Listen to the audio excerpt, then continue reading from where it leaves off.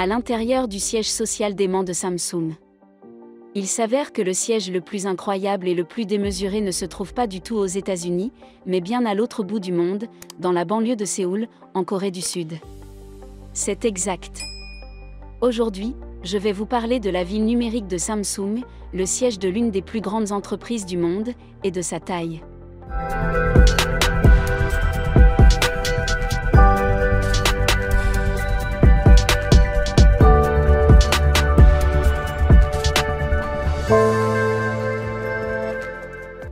Tout d'abord, essayons d'établir l'ampleur de la chose. Après avoir entendu le mot « ville numérique », je suis prêt à parier que beaucoup d'entre vous sont déjà en train de jouer au golf. Je veux dire que ça ne peut pas vraiment être quelque chose de proche d'une ville. N'est-ce pas? Eh bien, j'espère que vous êtes quelqu'un qui contient ses opinions, parce qu'il s'agit d'un espace de près de 400 acres. Ce n'est peut-être pas une métropole, mais c'est quand même plus grand que beaucoup de villes. Et en employant près de 35 000 personnes. Elle a certainement une population d'un et honnêtement, étant le genre d'entreprise qu'elle est, Samsung a besoin de tout l'espace qu'elle peut obtenir. Parce que contrairement à ses autres concurrents, des entreprises comme Google et Apple, Samsung ne se contente pas d'un seul type de produit, sans parler de la mer de volume de choses qu'ils produisent fait honte aux autres entreprises. En 2019, en l'espace d'un seul trimestre, l'entreprise a réussi à vendre 71,9 millions d'unités de smartphones, presque plus que les deux entreprises suivantes combinées avec Huawei et Apple qui ont vendu 59 millions, 1 million, 36 millions, 4 millions chacun. Et ce n'est pas tout. Car comme vous devriez le savoir maintenant, si la plupart d'entre nous ne connaissent Samsung que comme le gigantesque fabricant de technologies de l'information et d'électronique grand public, ce n'est pas la seule chose qu'ils font par une grande marge d'entreprises et de sociétés. Pour n'en citer que quelques-unes. La filiale Samsung Heavy est la deuxième plus grande entreprise de construction navale au monde. Ses divisions de construction, Samsung Engineering et Samsung C&T, sont deux des plus grandes entreprises de construction au monde. Et il n'y a pas que la technologie qui soit leur fort.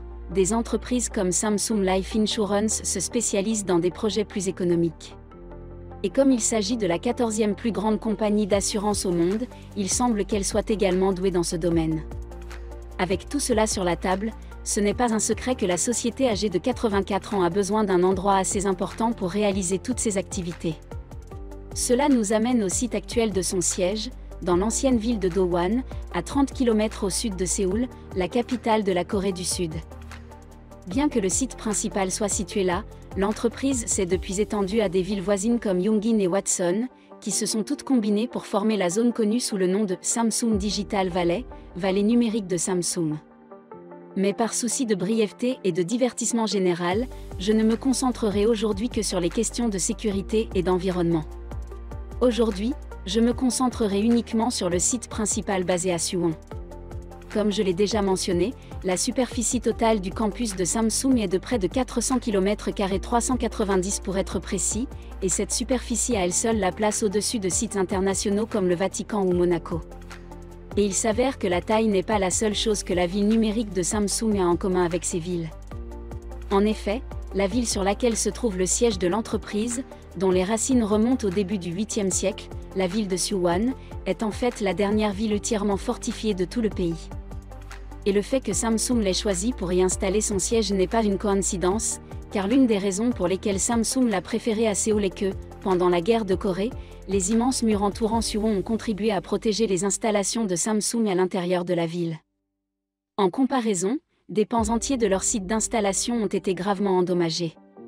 Fort de cette expérience et désireux d'éviter de tels problèmes à l'avenir, le fondateur de l'entreprise, Lee Byung-chul, a décidé de s'installer à Suwon. Le fondateur de l'entreprise, Lee Byung-chul, a décidé de transférer officiellement le siège de l'entreprise de la capitale à Suwon en 1951, ce qui s'est avéré être la décision qui a conduit à tout ce qui existe dans la ville aujourd'hui. Ce qui m'amène à la partie suivante de notre vidéo. Maintenant que la leçon d'histoire est terminée, qu'y a-t-il exactement sur le site aujourd'hui? C'est là que les choses deviennent vraiment intéressantes, car si l'entreprise possède sa part de bureaux, de laboratoires et d'autres membres du personnel, il y a bien d'autres choses à faire pour que les différents rouages de la plus grande entreprise de Corée du Sud fonctionnent sans accroc. Mais tout d'abord, les éléments de base du campus. Les bâtiments les plus en vue sont de loin les tours de 438 étages, qui abritent une grande partie des bureaux destinés aux travailleurs quotidiens. Mais à côté de ces 4 tours, il y a une douzaine de tours plus petites et plus de 130 bâtiments qui comprennent tout, des laboratoires et des bureaux aux installations de loisirs comme les cafés et les clubs. Et en plus de tout cela, il y a aussi une école maternelle pour les enfants des employés de l'entreprise et même une maison d'hôtes pour les chercheurs en visite. L'une des questions les plus fréquemment posées à propos du site concerne son coût. Si Apple peut dépenser 5 milliards d'euros sur un campus 2 fois plus petit que celui de Samsung, combien cela coûterait-il? Eh bien, la réponse est que c'est compliqué. Contrairement à l'Apple Park, au Googleplex ou à tout autre siège d'entreprise que nous connaissons, la ville numérique de Samsung n'a pas été construite en l'espace de quelques années. Au contraire, le campus n'a cessé de croître et de s'étendre depuis que l'entreprise y a mis les pieds, mais au cas où vous seriez encore curieux, on estime que les coûts de maintenance du campus s'élèvent à plusieurs millions de dollars chaque année. Dire que ce n'était pas donné serait un euphémisme. Maintenant que j'en ai fini avec tout cela, nous pouvons nous pencher sur les détails qui font la vie quotidienne autour du campus. Et c'est là que la ville numérique brille vraiment. Car si toutes les grandes entreprises de l'information ont au moins quelques avantages pour leurs employés, certains opérateurs ont une telle envergure, qu'il est bien plus impressionnant de les voir faire un effort pour leurs employés. Et ce qui est encore plus impressionnant, c'est l'ampleur de ces avantages car, pour être honnête, l'expérience d'un employé de Samsung dans la ville numérique n'est pas seulement excellente, c'est peut-être la meilleure qui soit. L'expérience. Tout d'abord, il y a une cafétéria sur le campus, c'est-à-dire des cafétérias à la hache. Non seulement il y en a des dizaines disséminées un peu partout, mais elles sont aussi censées proposer plus de 100 menus, servant toutes sortes de nourriture jour après jour et festival.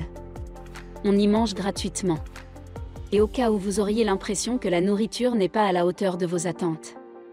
Vous pouvez également vous rendre dans les franchises alimentaires internationales présentes sur le campus, comme le McDonald's ou le Dunkin' Donuts préféré de tous. Outre la nourriture et les boissons, le travail sur place offre de nombreux autres avantages. Il s'agit notamment du transport gratuit sur le campus, des visites médicales gratuites auprès du personnel sur place en cas d'urgence et du transport gratuit en cas de besoin de consulter un autre médecin.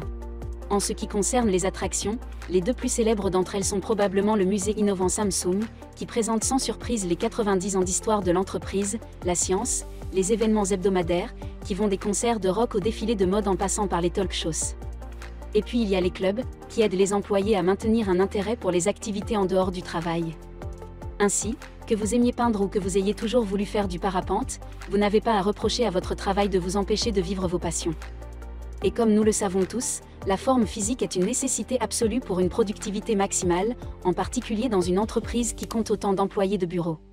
J'espère que vous avez apprécié la vidéo d'aujourd'hui. Et si c'est le cas, n'oubliez pas de laisser un like et de vous abonner pour en savoir plus. Sur ce, j'espère que vous avez apprécié la vidéo d'aujourd'hui.